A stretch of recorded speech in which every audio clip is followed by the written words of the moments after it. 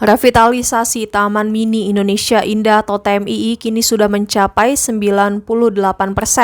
Presiden Jokowi mengatakan bahwa saat ini pertama kalinya TMII direvitalisasi sejak dibangun di era Presiden kedua Soeharto tahun 1975. Jokowi mengatakan bahwa TMII merupakan lokasi wisata yang sangat penting bagi Indonesia karena dalam pembangunannya Presiden kedua Soeharto dan Ibu Tien Soeharto membuat TMII sebagai tempat wisata yang menunjukkan keberagaman, kebinekaan, dan kekayaan budaya Nusantara yang tidak dimiliki negara lain.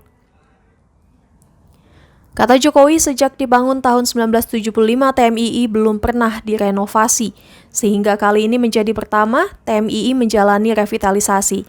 Tidak tanggung-tanggung, anggaran yang disediakan dalam revitalisasi ini mencapai 1,1 triliun rupiah. Diharapkan, kata Jokowi, setelah revitalisasi ini selesai, TMII bisa menjadi kebanggaan dan tujuan wisata masyarakat Indonesia dan turis mancanegara. Jokowi juga mengaku sudah berpesan kepada pengelola agar tarif TMII dibuat merakyat. Jokowi mengatakan saat ini revitalisasi TMII sudah mencapai 98%. Presiden ke-7 RI itu juga sudah memerintahkan sejumlah gubernur di seluruh Indonesia agar ikut merevitalisasi anjungan daerah. Sebab pantauan Jokowi banyak anjungan daerah yang mengalami kerusakan dan kropos. Saat ini, kata Jokowi, sebagian provinsi sudah membangun dan merenovasi anjungan daerah. Sehingga diharapkan akhir tahun 2022 ini, revitalisasi TMII rampung sepenuhnya. Selain di bidang infrastruktur, Jokowi juga mengaku akan melakukan perbaikan di bidang penyelenggaraan wisata Indonesia. Kata Jokowi, ia sudah memerintahkan pengelola agar memiliki kalender event tetap setiap minggu atau bulan di TMII.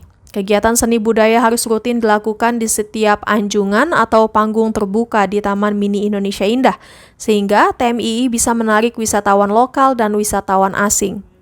Terkait revitalisasi Taman Mini, bagaimana nih Pak tadi jangkauan melihatnya? Iya, Taman Mini Indonesia Indah ini adalah gagasan Presiden Soeharto dan Ibu Tien Soeharto yang menunjukkan keberagaman kita, kebinekaan kita, dan kekayaan budaya Nusantara yang tidak dimiliki oleh negara lain. Dan sejak dibangun tahun 1975-an belum pernah dilakukan renovasi secara besar-besaran. Ini kita lakukan renovasi besar-besaran yang menghabiskan anggaran 1,1 triliun dan kita harapkan setelah direnovasi ini menjadi sebuah Taman Mini Indonesia Indah, TMII ini menjadi tujuan wisata masyarakat dan juga turis mancanegara. Karena saya titip pesan juga, tarifnya jangan mahal-mahal. Rakyat harus bisa tetap menikmati TMII ini. Kemudian yang kedua, anjungan-anjungan dari provinsi-provinsi, tadi juga saya lihat, saya muter, juga banyak yang sudah keropos, banyak yang sudah rusak. Saya sudah perintahkan juga agar seluruh provinsi, gubernur, agar segera direhab dan direnovasi, agar semuanya kelihatan baru. Dan sebagian provinsi sudah mulai renovasi dan membangunnya, kita harapkan di akhir tahun ini semuanya selesai. Dan setelah itu saya juga minta kepada pengelola agar acara-acara yang berkaitan dengan seni budaya, event-event itu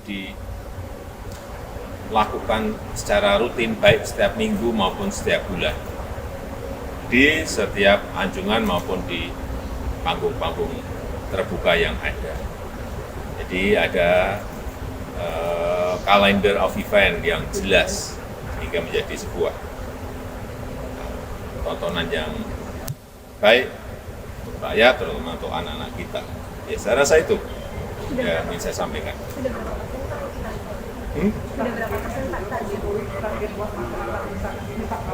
Hah? Ini sudah 98%. Sebentar lagi lah selesai, langsung bisa dinikmati oleh masyarakat kembali. Ya. Pak, soal kesehatan, Pak. Iya, kita juga ingin menunjukkan kepada dunia bahwa Indonesia memiliki taman mini Indonesia Indah seperti yang kita lihat sekarang ini. Pak, soal kesehatan, Pak, cacar monyet kan sudah terkonfirmasi masuk ke Indonesia ya, Pak. Itu langkah pemerintah untuk mencegah supaya tidak meluas gimana, Pak?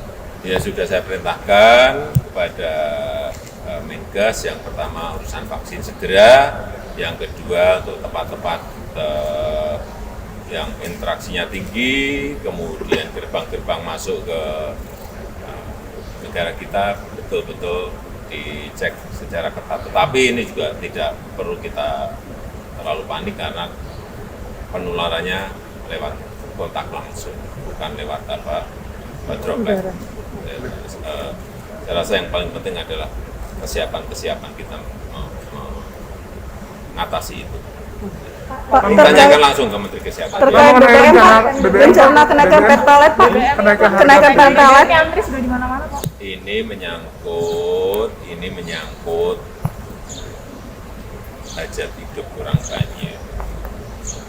Jadi semuanya harus diputuskan secara hati-hati, dikalkulasi dampaknya, jangan sampai dampaknya menurunkan daya beli rakyat, menurunkan konsumsi rumah tangga, kemudian juga nanti yang harus dihitung juga menaikkan inflasi yang tinggi, kemudian bisa menurunkan pertumbuhan ekonomi. Semuanya saya ngitung betul sebelum diputuskan. Ya, kasih. Pak, naik dalam waktu dekat, Pak.